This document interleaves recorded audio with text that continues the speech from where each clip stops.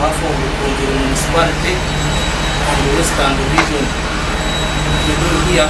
aba Western Division binentekateka yo kombeka rufura yo murembe n'ekigendererwa cyo kutaho mutindo gw'enyama omutawuni bari kubanza no kuhunduza icyombeko ahabwa miliyoni 27 ongomo ashemerirwe abo mutindo gutirweho atyo yashurura entebekanisa yo kwatanisa n'abari kwebembere by'amatungo okwata baruguze nyama edaro stampo erukuba etachebirwe nguneba netekatekwa kuba erwire nayo ekarwaza abantu tontrigura sorota sarabu ingashi majoro gito rya municipality mu Western Division kagugu konke chamani cyakije kugira ngo hawaho utarukutasa inyamisho no kujibaga tine stamp so aryaba kubaga inyama ahiru batine stamp then team ebimbigwe district veterinary officer na veterinary officer zitu no magumburo mbaza kumambagenda mbabakwata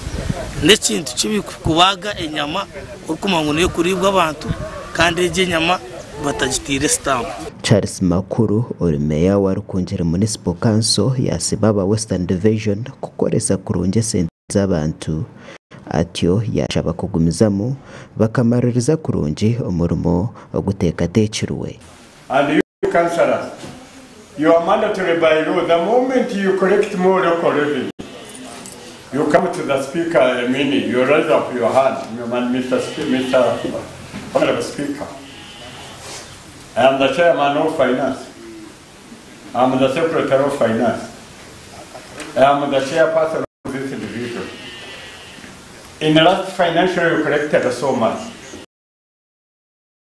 Ngabi Owangabe Traders Limited abapatanisiibwe umurimo gwo kombeka yagira ngo akozere kurunje umurimo gwo kombeka arokuratera ebihandiko ebyamuhirwe.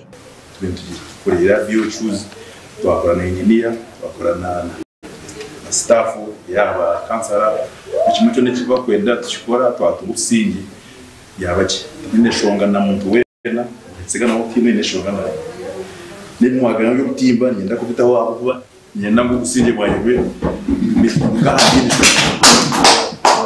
Sylvia Twino mucyakatimbira ishenteko wentebe ya kashatu Western Division yagira ngo nebenda kora rufura yo murembe kutunga umutindo gw'enyama omutawuni eyarukungiri no kutaho entasiya yo mushoro.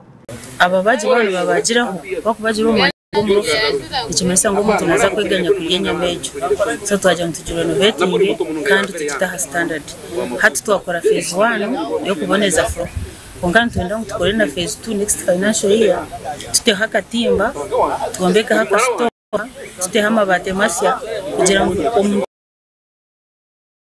yabaga no gusigamwe nyamayi kandi ikikoko kikabasa kuteka mama kikagira yayongera yagira ngo ndabatekateka kutunga sente nyamwinji no mukuguza efa nebindi ebirukuruga omurufura entezi bakushara nizireka hwefa kandi efa ndomanyangu nekora manyiwa minja bihimbo so ntwenda mutuje tugitebekaniseje tugito umwanya tugume tukigusaba hinji atwaro imisiri yabo rero batereze sente atejo neba revenue neba source of revenue Makuraga Gashakwa Robert Mugabe.